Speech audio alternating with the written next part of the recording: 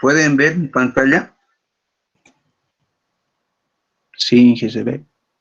Perfecto. Empezamos entonces, ¿ya? Entonces, que no haya interrupción. Bueno, el capítulo que vamos a empezar el día de hoy es el capítulo 5, que es el capítulo de teoría de números. Vamos a ver en su primera parte a los axiomas de Peano.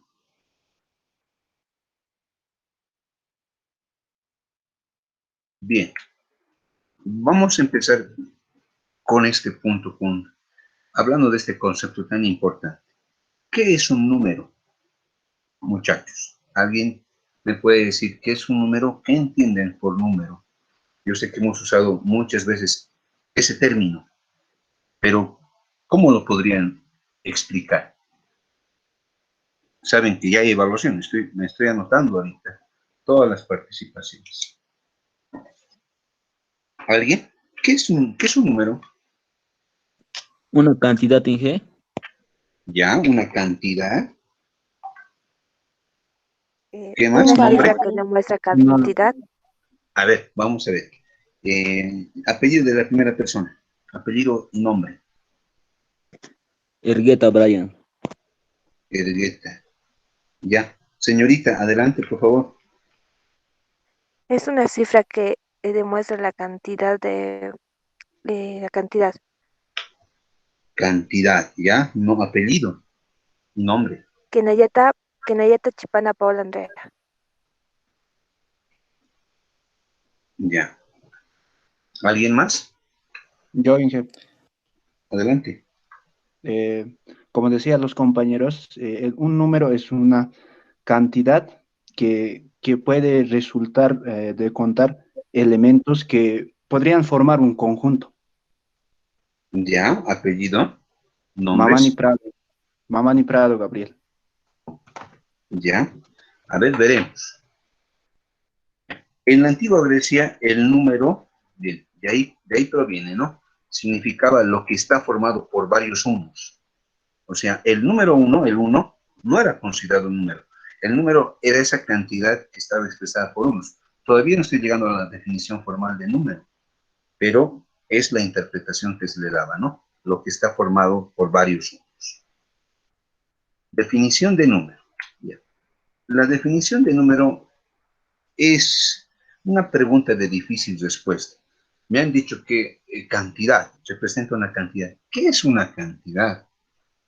Ahorita vamos a ver, ¿ya? Respuesta dice. ¿El 7 es un número, muchachos? Sí, Sí, como nos han Sí, enseñado, es un número. ingeniero. Esta es la nomenclatura arábica que nosotros hemos adoptado, el 7. Pero en la antigüedad tenía esta otra nomenclatura. Es otro numeral en romano, pero representan al 7. En chino, ese es el 7, con otro numeral. Es decir, conocemos al 7, pero tiene distintas simbologías en distintas culturas y en distintas etapas de la historia humana. Es un número. Un número es un ente abstracto. Obviamente, cuando hablo de cantidad, estoy asociando al número. O sea, ¿quién define la cantidad? El número, y no es al revés, ¿no? ¿Me entienden, no ve? No el número viene o proviene del concepto de cantidad. Obviamente están ligados, ¿no? Pero el número es un ente abstracto, ideal, ¿está bien? De la cual no se puede dar una definición rigurosa. Ahorita vamos a ver. ¿Está bien? Bien. ¿Qué dice aquí? Es una abstracción mental humana lo que es el número. Un número es una abstracción mental. Está en el ideal. O sea, es algo que el ser humano ha habido o ha creado por necesidad. ¿Estamos de acuerdo? Ese es el número. Y va, miren, ¿no? Va a ir a resolver esos problemas, esas necesidades, como ustedes me han dicho, la necesidad de contar. Es una de las necesidades que ha surgido. ¿Está bien? Entonces, voy trabajando, no puedo trabajar, por decir, ¿qué tal si voy recolectando algún tipo, en la antigüedad, ¿no? Algún tipo de fruto. Entonces, tengo que terminar en algún momento, ¿no? En alguna jornada del día. Entonces, y tengo que saber representar cuánto he trabajado, cuánto he recolectado. Entonces, esa ha sido una necesidad, la necesidad de contar, ¿ya? Entonces, por ejemplo, una de esas necesidades ha sido cuando, por decir, un criador de animales, ¿no ve? Tenía una cantidad determinada de animales. En la mañana los sacaba a pastar, bueno, y por la tarde los volvía a meter. ¿Cómo es que sabía cuántos animales tengo, no? Entonces, una de las bases primeras, como les he contado en las primeras clases, es la base 5, ¿no? Que nos ha ayudado a contar. Entonces, dice, ¿no? Existe una aplicación biyectiva. Entonces, sin saber en la antigüedad ya han utilizado ese concepto de biyectividad, que significa una relación uno a uno y todos tienen que estar dentro de dicha relación. Entonces, para cada dedito de la mano había una aplicación biyectiva para cada animal, ¿no? Entonces, agrupábamos de 5 en 5 a esos rebaños. Entonces, al final del día yo ya sabía cuántos tenía, ¿no? Cuántos salían y cuántos ingresaban. Lo mismo ha pasado con las necesidades del intercambio, ¿no? Entonces, ¿cómo intercambio? Sacos de algún tipo de fruto, grano, entonces necesitaba contar. Entonces, es una necesidad que ha surgido, bueno, el número es ente abstracto que ha surgido por la necesidad humana, ¿ya? Más adelante vamos a ver que alguien ha dicho que el número natural en realidad viene a ser un regalo de Dios, dice, ¿no? Vamos a ver, seguiremos. Número natural. ¿Qué es un número natural? ¿Alguien me puede indicar? ¿O qué entienden por número natural? ¿Se han preguntado alguna vez por qué se llama número natural? Es porque están todos los números. ¿Ya? ¿Alguien más? Son los reales positivos, yo imagino, ¿no? ¿Ya? Los reales son otro conjunto numérico que ahorita no existe. No existe todavía, ¿no? Los Inge es números, un conjunto de números que se puede usar para contar sí, los para elementos. contar. Apellido, Mamani Quispe, nombre, Mamani Quisperut, Raquel, Mamani Quisperut. Ruth. Bien, ya. Son los números de contar. A ver, ¿por qué se le denomina número natural? Es el número natural. Natural, bueno, saben que todo lo que se ha dado nombre de matemáticas es porque se lo ha dado o se lo ha agarrado debido a la similitud que tenemos, ¿no? Que se entiende por esa palabra. Es un número natural porque es natural, como ha dicho su compañera, ¿no?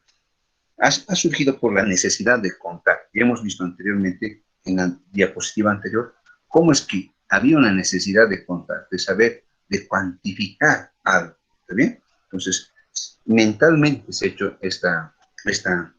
este proceso. Entonces, se llama número natural porque ha surgido en forma natural. O sea, ha sido tan natural, es natural como respirar. Eso es natural. ¿Estamos de acuerdo? Entonces, por eso se le denomina natural. Ha sido tan necesario contar, es natural. Número natural, por eso se le llama número natural. ¿Ya? Entonces, obviamente, proviene de esta palabra latina, números, ¿no? Que significa asignar, distribuir, tomar. Lo que hemos dicho, ¿no? La aplicación biyectiva. Estamos asignando un dedo para cada objeto. Tan, tan, tan. O anteriormente, ¿no? Asignaban, agarraban una bolsita de piedras y cualquier tipo de objeto que tengan, ¿no? Entonces, si yo tenía que contar animales o tenía que contar, por decir, otro tipo de productos, entonces, cada piedrita representaba a un animal, a un objeto en una bolsita, ¿no? Entonces, de ahí viene la palabra calcular, ¿no? Calculis significa piedra. Entonces, es así como se le ha dado ese nombre, ¿está bien? A esa operación de asignar y de distribuir. Esa aplicación biyectiva que hemos llevado en funciones, ¿ya? Número natural. ¿Sí? Aparecen en forma natural, como dijimos, y como ha dicho su compañero, son las formas o son los números de contar, como se le llama. ¿Qué es el contar? El contar está asociado a esta otra palabra, ordenar.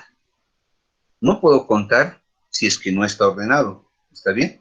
Veo todo un desorden, entonces no sé qué elemento pertenece, no podría contarlos sin antes ordenarlos. Entonces, el contar asume la otra tarea, el de la ordenación también, ¿ya? Entonces, aquí va. Los números naturales generan a los demás conjuntos. No puedo hablar de los números reales en los naturales. ¿Por qué? Porque no existen todavía. ¿Está bien? No existen. El conjunto de los números naturales es el primer conjunto numérico en aparecer en la vida humana. ¿Está bien? Entonces, los naturales han generado a los números enteros. ¿Está bien? ¿Cómo han surgido los enteros, muchachos? Con el cero. ¿Con el cero? Bien. Sí, con el La cero y la historia del base. cero es bien interesante. ¿Está bien? El cero. Eh, ¿Cómo es que llega a representar nada? Uno. Bueno, esa interpretación que se le ha dado al cero de indicar, bueno, al cardinal del conjunto vacío ha sido posterior. La aparición del cero más que todo viene por este carácter posicional. ¿Ve? En el sistema arábico nosotros sabemos que un cero en la posición de las decenas me va a generar un número diferente. Un cero en la posición de las centenas en la tercera cifra va a generar los números a partir del 100. Entonces, así es como ha aparecido el cero en realidad. ¿Está bien? Los números enteros, bueno, los naturales ya hemos visto cómo han surgido, por necesidad. Han aparecido, ¿no? Necesitaba contar el 1, el 2, el 3, han surgido de forma natural. Los enteros, ¿cómo han surgido? Han surgido gracias a los enteros y gracias a la parte mercantil, al intercambio de especies. Los enteros han surgido gracias a que ha habido, ¿no? Esta operación mercantilista de préstamo y devolución, ¿ya? ¿Qué pasa cuando no puedo pagar lo que me he prestado? Estaría con una cantidad que se denomina deuda y tendría un signo nuevo. Entonces, no puedo pagar, digamos, me he prestado 100, pero debo 120. ¿Cómo debería llamar a esa cantidad que tengo como deficiencia para pagar? Deuda. Y la deuda tendría que tener signo negativo. Entonces, así han surgido los números enteros, gracias a los naturales. ¿Cómo han surgido los racionales? Gracias a los enteros. ¿Está bien? Seguiremos. Vamos aquí, ¿no? La construcción de todos los conjuntos numéricos ha sido progresiva, es decir, no puedo haber llegado a los reales sin antes haber pasado por los racionales y por los enteros. O lo mismo, no podía haber llegado a los complejos sin antes haber trabajado y descubierto los números reales, ¿no? Entonces, todos los conjuntos numéricos aparecen en forma progresiva de acuerdo a las necesidades que hemos visto. Entonces, aquí está. Los enteros han surgido como la diferencia de dos números naturales, pero solamente que en este caso el minuendo era menor que la otra cantidad que iba a restar. Entonces, se generaban los números negativos, ¿ya? Los enteros negativos. Luego vienen los racionales. Sabemos que los números racionales surgen como división de dos números enteros. ¿Está bien? La división de dos números enteros. Entonces, la escuela pitagórica es la que le da una interpretación física a la existencia de los quebrados, ¿no? Entonces, la historia cuenta que Pitágoras tocaba su arpa, ¿está bien? Entonces, él pesaba una longitud de cuerda y veía, ¿no? Que haciendo pulsaciones a distintos niveles o sectores de dicha cuerda, se generaban distintos sonidos. Entonces, cuando hacía una pulsación justo en la mitad de la cuerda, había un sonido distinto, ¿no? Una pulsación en otro sector diferente de la cuerda generaba otro sonido. Entonces, estamos ante los quebrados. Una pulsación en el centro justamente representa al un medio. ¿Está bien? De esta forma nace la escala musical, ¿no? Las 8 escalas musicales. Entonces, ya hablamos de la octava y todo eso. Entonces, él decía que los quebrados están en la naturaleza. Las proporciones, dice, son igual sinónimo de belleza, dice, ¿no? Entonces, igual se medía la belleza en forma de proporción. Entonces, si la cintura está en una proporción 3/4, algo de la longitud total, entonces van estudiándose esto que se denominan proporciones de belleza, es decir, los quebrados existen. ¿Me van comprendiendo, muchachos? Es así. Entonces, esos son los quebrados. Me he ido antes, ¿no? No he llegado a los irracionales. Hay un conjunto numérico que son el de los irracionales, que surgen justamente con la raíz cuadrada. Lo vamos a ver en otro capítulo, o en este capítulo, pero más adelante. Vamos a ver el primer número irracional. Ahora me voy al campo de los reales, ¿ya? El campo de los reales. Bueno, hay distintas formas de definir al conjunto de los reales. La más popular y la más comprensible es la que le ha dado Richard de Deakin, que dice que los reales son una cortadura en el conjunto de los números racionales. Una cortadura, es decir, un punto en el cual hay un conjunto de números a la izquierda y otro a la derecha. El conjunto de los números a la izquierda es menor que cualquier otro número del conjunto de la derecha. Entonces, esa es la definición de número real según de Deakin, como una cortadura dentro de los racionales. Luego viene el conjunto numérico de los complejos, ¿no? Que vamos a ver también justo en el último parcial en la materia. Es la creación de el número A más B, tal que A y B son números reales. Entonces, los complejos han necesitado de los reales para poder existir. Y lo propio, ¿no? Los reales de los racionales. Bien. ¿De dónde vienen los naturales, hemos dicho? Muchachos, ¿de dónde vienen los naturales? Porque he logrado explicar a todos los conjuntos numéricos, menos al primero, ¿ya? Entonces, muchos matemáticos han hecho la misma pregunta, o sea, a ver, pregúntense, en matemática todo se demuestra, o sea, todo tiene que justificarse. Entonces, alguien en algún momento ha hecho una pregunta, ¿no? Ustedes que son matemáticos, explíquenme, ¿qué son los números naturales? ¿De dónde vienen? Porque en matemática todo tiene explicación, tiene todo demostración. ¿De dónde vienen los números naturales? ¿Ya? Entonces, es algo que no han podido responder durante muchos años. ¿Ya? Por ejemplo, era porque es algo que ha aparecido en forma natural. Entonces, Leopold Kronecker, un gran matemático, lo van a ver más adelante en otras materias, él ha dicho, los números naturales son de Dios. Entonces, todo lo demás sí lo ha creado el hombre, pero los naturales es un regalo de Dios. Entonces, así respondía él, ¿ya? Porque no sabía cómo explicar, cómo demostrar de dónde vienen y qué son los naturales. Una explicación interesante, ¿no? Pero que no tiene base matemática. Entonces, ahí viene otro matemático, el que les dije, ¿no? Richard de Deakin. Entonces, él se oponía a que, digamos, yo me quedé tranquilo en que los naturales son efectivamente de Dios, o sea, sabemos que hemos visto en los conjuntos numéricos, los enteros, los racionales, los reales y los complejos, ¿de dónde provienen? De esa base, que son los números naturales. ¿Cómo es que no puedo explicar algo, dice? ¿Está bien? ¿Cómo no puedo explicar algo si todo lo que he construido, con qué tipo de números se trabajan en cálculo? ¿Con qué conjunto numérico han trabajado o trabajan en cálculo, ya sea 1, 2 o materia superior? ¿Con cuál de estos conjuntos numéricos? Muchachos. Con números reales. Racionales. ¿Números reales o no? Sí, reales. Los reales. Hay en los reales, siempre, toda la definición para el análisis matemático, para el cálculo, está involucrado con el conjunto de los números reales. ¿No ven?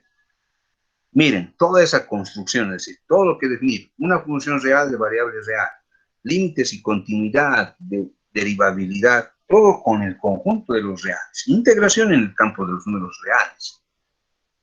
Todo eso sería, miren, todo eso está construido sobre una base. Esa base es porque cada conjunto numérico, los reales inclusive, han surgido gracias a los naturales.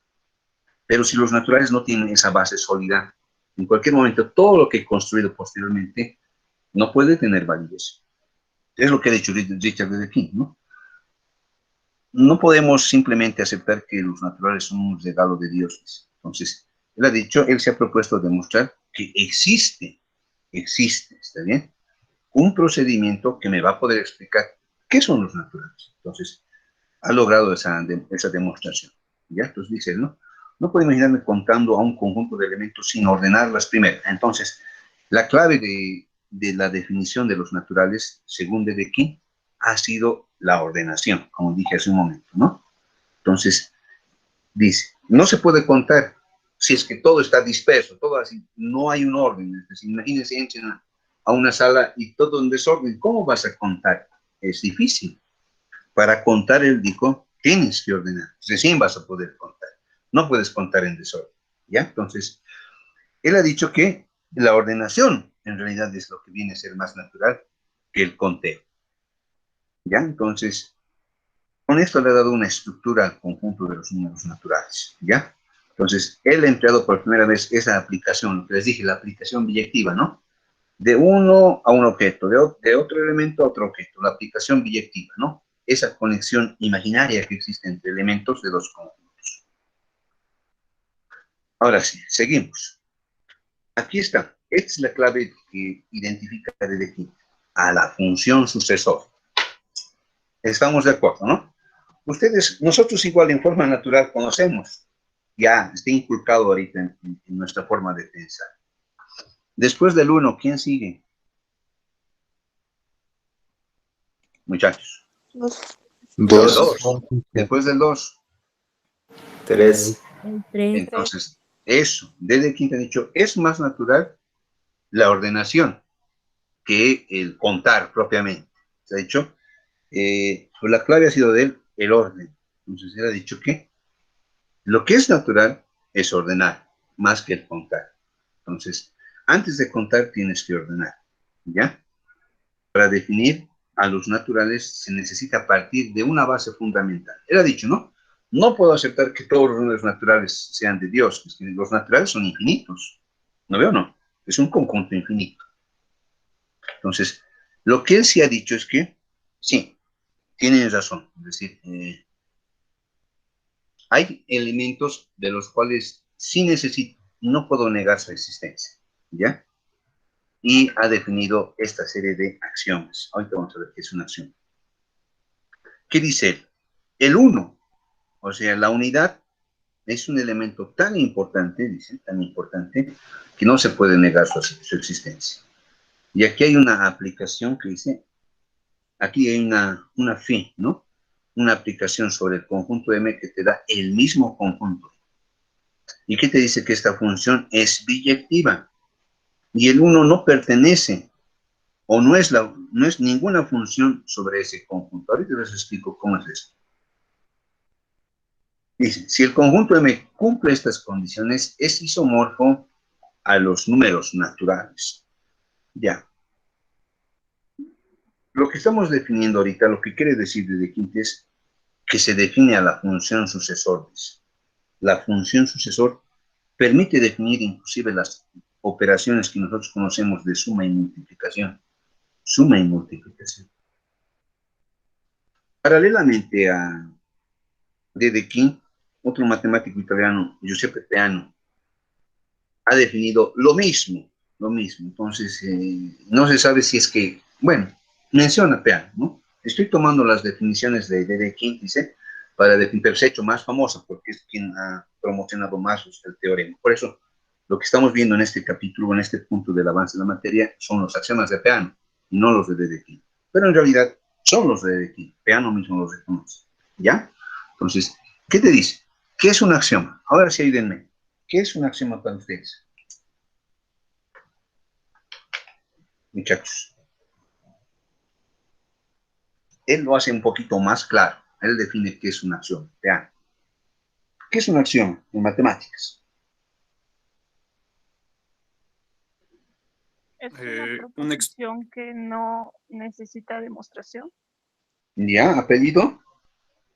Bustillos Fernández. ¿Nombre? Flor. Flor. Perfecto. ¿Alguien más, joven? es una premisa. Una premisa. ¿Ya? Tú sabes que para la existencia de la premisa, ¿quién más tiene que estar presente? Para aquella premisa también tiene que haber conclusión. ¿Me No. entiendes? ¿No veo o no? Premisa. Premisa y conclusión. Es el condicional. P entonces Q. P es la premisa. No puedo hablar de premisa sin la conclusión. Es una premisa. ¿Y cuál vendría a ser la conclusión? Ya. ¿Alguien más quería opinar? ¿Había un joven? ¿Nadie más? Inge, es una demostración que es algo que no requiere demostración. Ya. ¿Apellido? Calle, ¿Calle qué? calle Mamani, ¿Nombre? Heidi. Heidi. Sí, Ya. Entonces tienes razón. Antiguamente, sigue siendo válido, ¿no? En la antigüedad. Es un postulado evidente, dice, que se aceptaba y no requería demostración, ¿ya? Ese es o sea, sigue siendo lo mismo. Pero actualmente han dicho que necesitamos poner algo más, ¿está bien? Sigue siendo, es un postulado que es evidente y no se acepta la demostración, porque no se puede demostrar, ¿ya? En la actualidad sigue siendo lo mismo. Es una proposición, un postulado que no necesita demostración, se acepta como verdadera. Y además son la base de una teoría matemática. ¿Está bien? Se denomina también que contiene elementos primitivos y se aceptan como verdaderos. ¿Ya? Y es lo que vamos a usar para definir a los números naturales. No puedo decir que todos los naturales son de Dios, ¿me entienden? ¿No ve? Aunque tal vez sí lo sean, quién sabe. Lo que sí, está bien, vean lo que te dice. Sí, no acepto que todos los naturales vengan de Dios, está bien. Lo que sí te voy a aceptar, dice, es que sí necesita un elemento para construir a todos los naturales. ¿Ya? Entonces, ¿qué te dice? El axioma 1 te dice, el conjunto de los números naturales tiene un elemento primitivo, al primero. ¿Y cuál es ese elemento? El 1. Luego vamos a hablar ahorita del 0, ¿ya? Porque en los naturales el 0 ubican en la historia misma, no puedo decir 0, ha surgido con el uno primero. ¿Por qué a veces al 0 más se le pone como número natural? Porque las propiedades que ahorita vamos a ver en los números naturales, no pasa nada si los reemplazas con el 0, sigue cumpliendo. Por esas razones que al 0 a veces lo incluyen como número natural. Luego vamos a hablar de eso, ¿ya? Pero el primer número natural es el 1, el 1, ese es, ¿ya? Entonces, ¿qué dice Peano? Está bien, acepto que no puedo explicar al 1. ¿Qué es lo que voy a hacer? Voy a asumir que el 1 es un elemento primitivo. No sé de dónde viene nada, pero está ahí. Es un axioma, existe. Ahí está. No tengo por qué demostrarlo. Estoy diciendo axiomáticamente que el 1 pertenece a los naturales. Es algo que debo aceptar. ¿Me entienden? El 1, solamente del 1. Dice el axioma 2. Existe una función natural, que es la función sucesor. ¿Qué te dice que es inyectiva? Tú sabes que el dominio son números naturales y el resultado también va a ser otro número natural. Y se define de la siguiente forma. Para cada número existe sus sucesores y ese sucesor pertenece a los números naturales. Ahorita vamos a ver la fórmula de la función sucesor. ¿Ya? Dice, el axioma 2 antes te dice, todos los números naturales tienen un sucesor. ¿Está bien? Excepto el 1. El 1 no es sucesor de nadie. Por eso está dentro del axioma 1. Me van a ayudar. ¿Quién es el sucesor del 2? Bueno, perdón, ¿quién es el sucesor del 1? el 2, El 2. ¿Y el sucesor del 2? El 3. el El 3, 3. Muy bien. Quiero que me indiquen algo. ¿De quién es sucesor el 7? del 6, Del 6. Exacto. ¿De quién es sucesor el 7? Del 6. ¿De quién es sucesor el 5? El 4. Del 4. ¿De quién es sucesor el 2? del 1, Del 1. ¿De quién es sucesor el 1?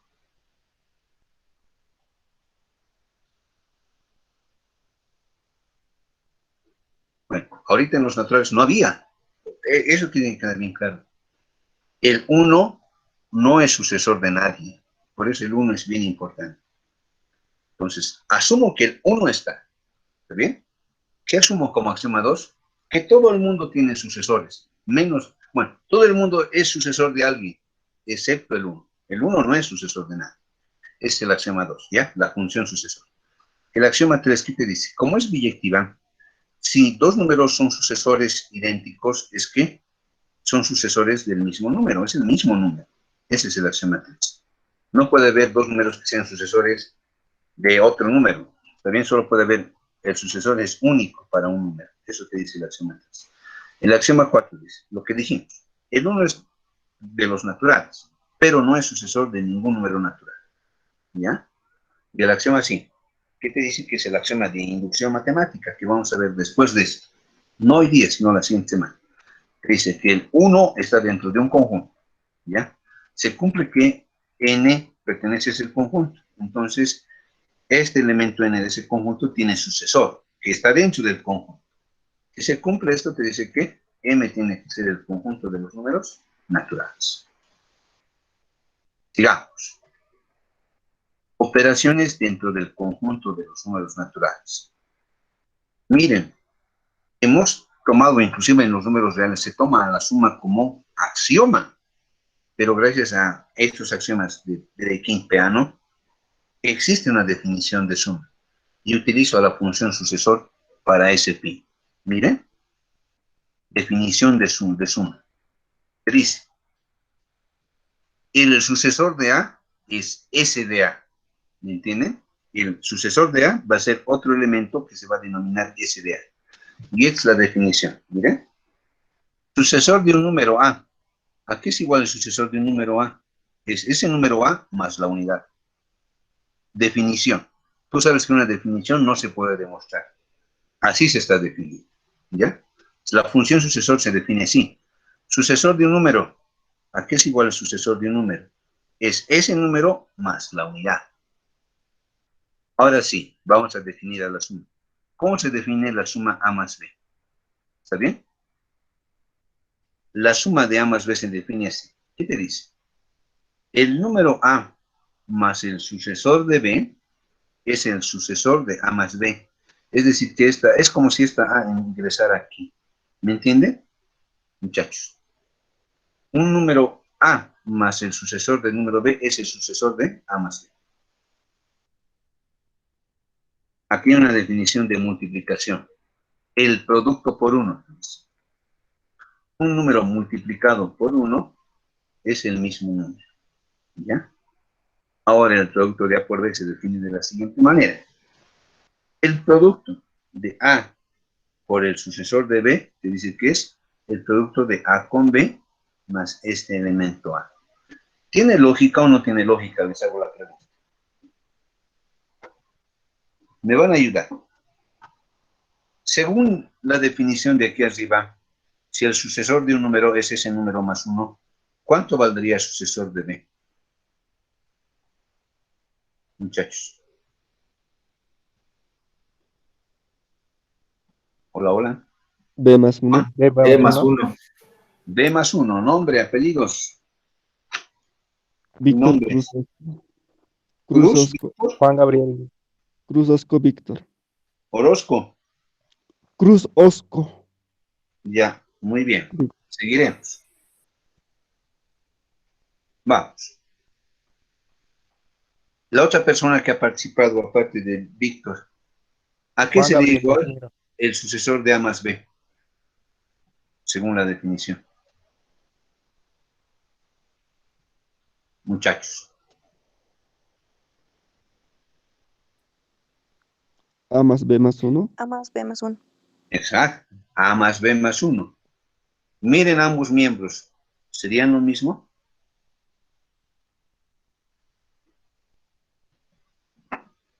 Sí, ¿no? Porque este me han dicho que es B más 1. Entonces sería A más B más 1. Sí. Y de este otro lado, A más B más 1. Son iguales. ¿Ya? Eso es. Me voy a ir a la definición. Y no quiero que se olviden esto. En la suma, miren. Si tengo A más el sucesor de un número, A puede ingresar acá adentro. ¿Ves? ¿Ves? Eso es. definición de multiplicación. ¿A qué es igual A por el sucesor de B? ¿Cuánto vale el sucesor de B? B más 1. B más 1. Entonces tendríamos aquí A por B más 1, según nuestra nomenclatura actual. A por paréntesis B más 1. Su distributiva, ¿cómo tendría que ser? ¿Está bien? AB más A. Sí. Sí, está bien. Está bien, eso es, esa es la definición. Así se define la suma y la multiplicación. Que antes de esto lo entendíamos como axioma. Axiomas de la suma, decía, axiomas de la multiplicación. Pero tienen una definición, ¿no? Ejemplo. Demuestra que 6 más 4 es 10. Tú sabes que 6 más 4 es 10. Pero, ¿cómo lo demuestras? ¿Me entienden, no? Yo sé que 6 más 4 es 10. Pero es lo que estaba diciéndoles, pues, ¿no? No puedo aceptar así nomás que esta operación, la que he usado en matemática tantas veces y que me han servido para hacer la construcción de tantas teorías, la geometría, el álgebra, el cálculo, con lo que viene a ser el análisis matemático y muchas otras más, sean de Dios. O sea, mira, todo lo he construido en base a esto, 6 más 4, pero no sé explicarlo. Y en base a algo que no sé explicarlo, he construido tantas cosas. Hacía falta que se defina, ¿no? O se llegue a poder explicar estas operaciones junto con este conjunto que han sido la base de toda esta teoría matemática y se ha logrado. Entonces, ¿cómo lo se ha logrado? Aceptando que hay un elemento primitivo en este conjunto, del cual no puedo explicar, eso sí lo acepto, pero solamente a uno, no a todos. ¿Quién es ese elemento tan especial? El 1. ¿Ya? Bien.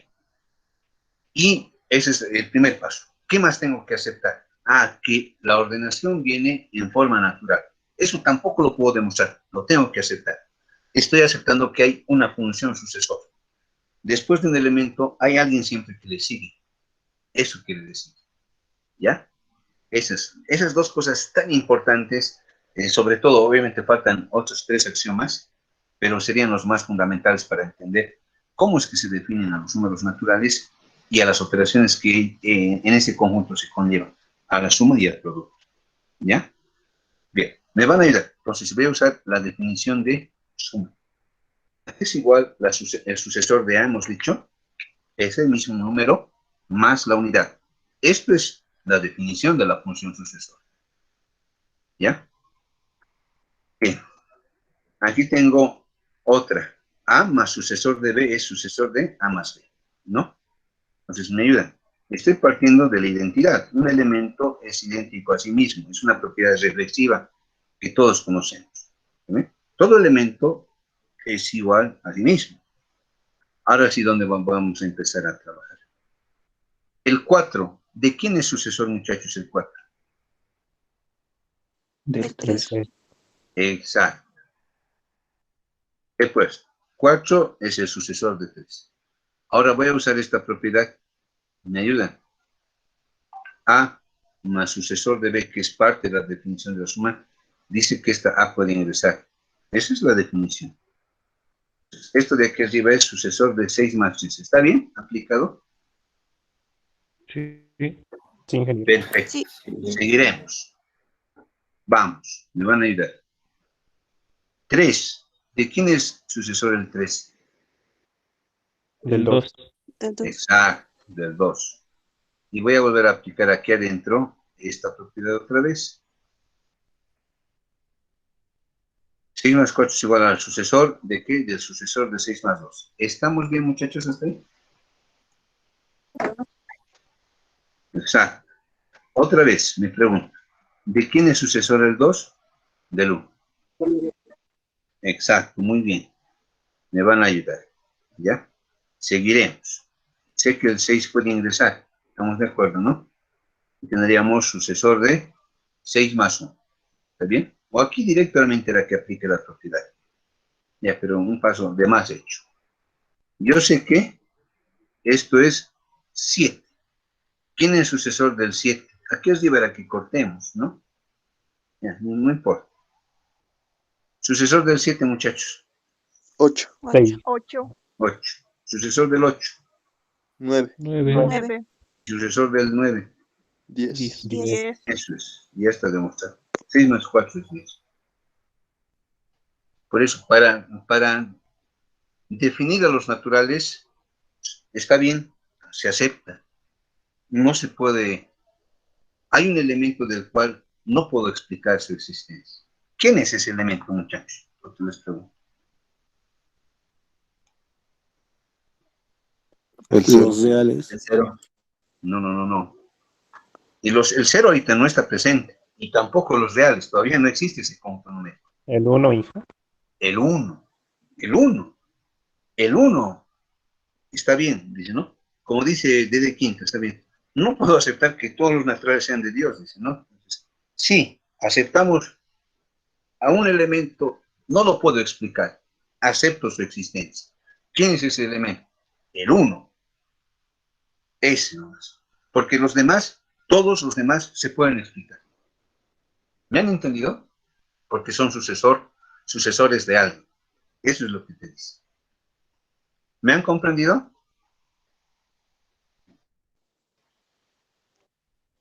Otro ejercicio, la del producto. Demuestre que 4 por 3 es 12.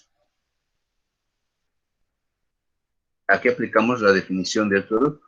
A por 1 es A, y el producto de A por sucesor de B es AB más A.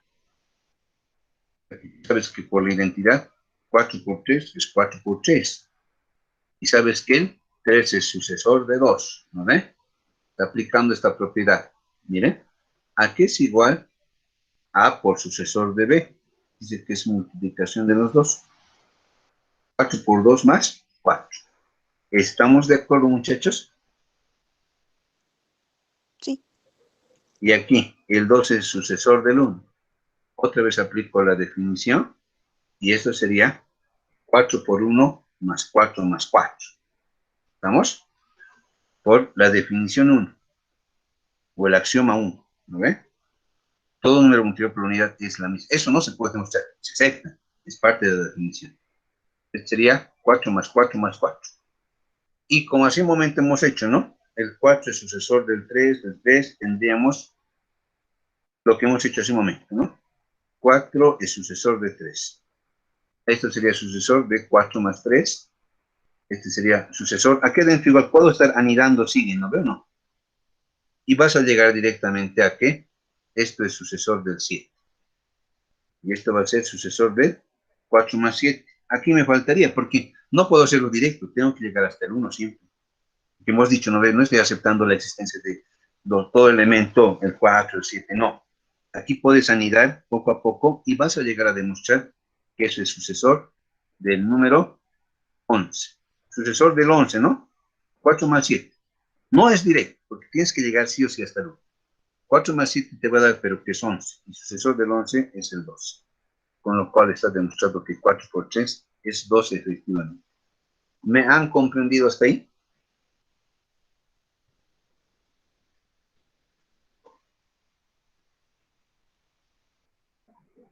Aquí está la bibliografía, ¿no? La bibliografía.